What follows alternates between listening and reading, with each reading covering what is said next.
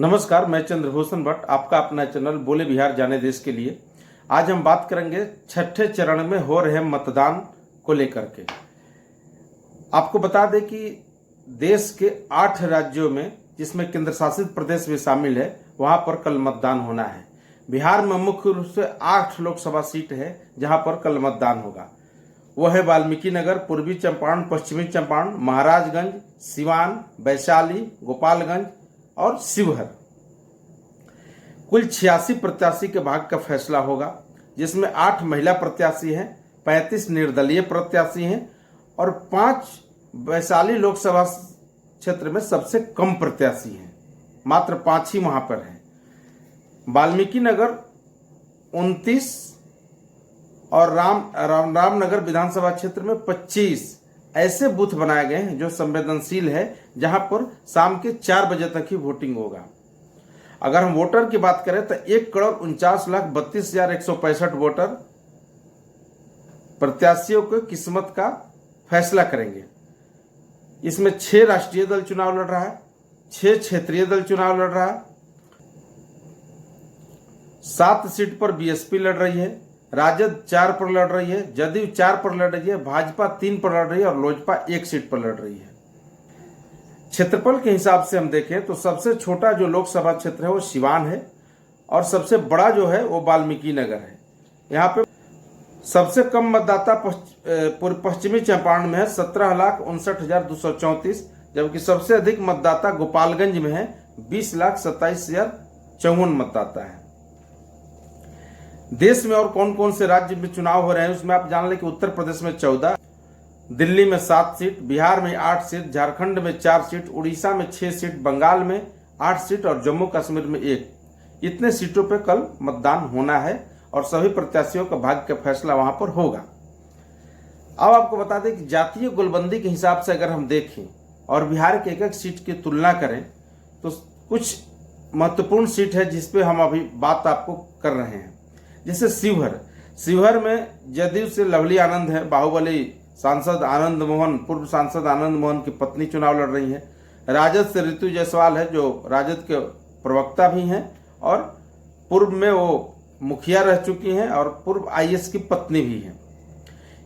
यहाँ एमआईएम भी अपना किस्मत आजमा रहा है, जिसमें राणा रणधीर सिंह जो भाजपा से विधायक थे, उनके भाई रंजीत सिंह चुनाव लड़ रहे हैं। निर्दलीय में अखिलेश्वर श्री वैष्णव भी चुनाव लड़ रहे हैं।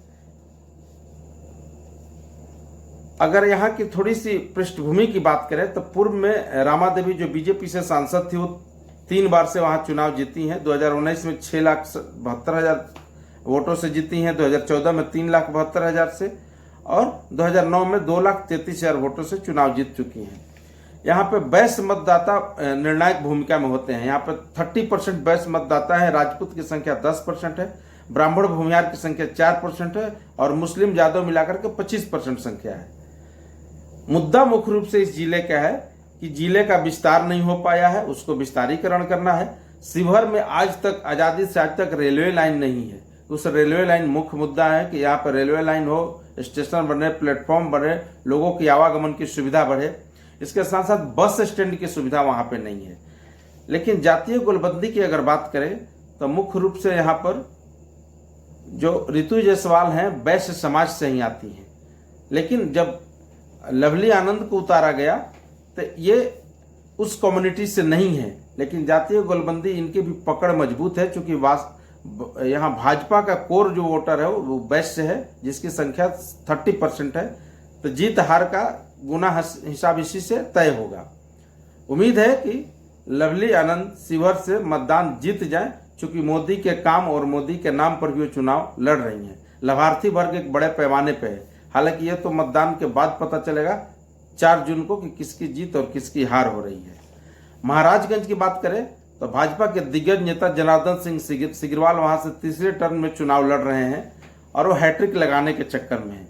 यहाँ से कांग्रेस ने एक नए प्रत्याशी को मौका दिया है, आकाश सिंह, जो कांग्रेस के अखिलेश सिंह के पुत्र हैं।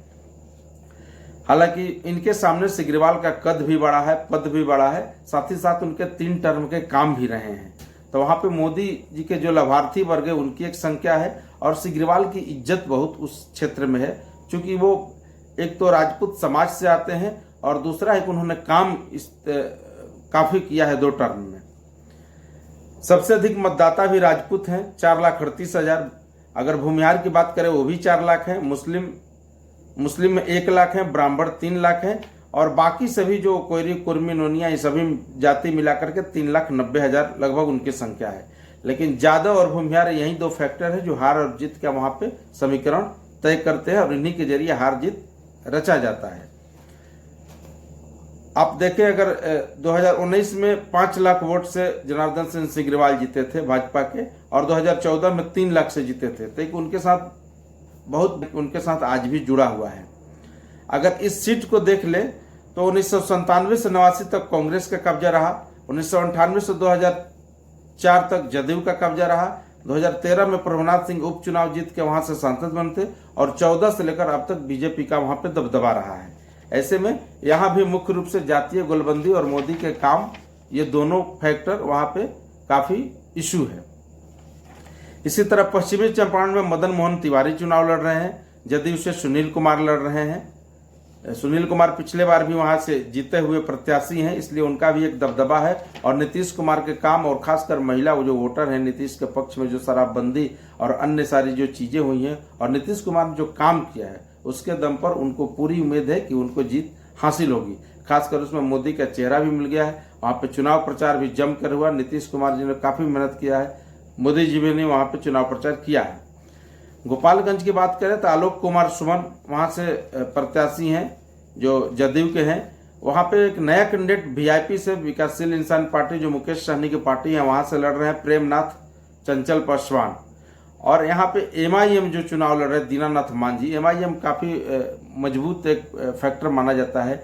बिहार में वोट कटवा के नाम से उस पार्टी को जरूर जाना जाता है, लेकिन इस वोट काटने से बीजेपी को काफी फायदा होता है। तो ऐसे में जहां जहां एमआईएम चुनाव लड़ रहा है तो कमोबेश वो मुस्लिम की वोट पर ज्यादा पकड़ रखता है, और वो जो भी वोट काटता है वो माना जाता है कि महागठबंधन इंडिया अलायंस का ही वोट कटेगा, क्योंकि भाजपा का एक कोर वोटर है, उसके साथ वो हमेशा से टैग रहा है। सिवान से विजय लक्ष्मी कुशवाहा जी चुनाव लड़ रही हैं।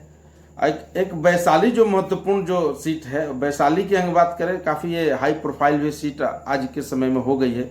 वैशाली से लोजपा के बीना देवी एमपी हैं, जो पूर्व में भी 2019 में भी रही हैं।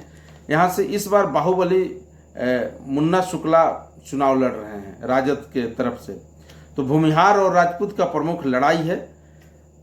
हालांकि ये तो गणतंत्र की भूमि रही है, गणतंत्र की जननी रही है। ईसा पूर्व 725 के पहले से देखे तो लिच्छवी गणतंत्र यहीं पे था, यहीं से गणतंत्र पूरे देश में गया और लोकतंत्र यहीं से फैला हुआ है। वैशाली जो लोकसभा क्षेत्र है काफी इस समय हॉट हो गया है, क्योंकि हमेशा से आम जनता और लोगों का एक आरोप है कि वैशाली की सांसद दिखती नहीं है, क्षेत्र में नहीं आती है। हालांकि वो काम करती है। मोदी का लाभार्थी जो वर्ग है उसमें आपको आयुष्मान कार्ड हो, चाहे घर बना हो, नल जल गया हो, ये सभी जितने भी राशन महत्वपूर्ण मुद्दा है, राशन हर सभी को मिल रहा है 5 kg, ये एक महत्वपूर्ण फैक्टर काम कर रहा है हर जगह पे।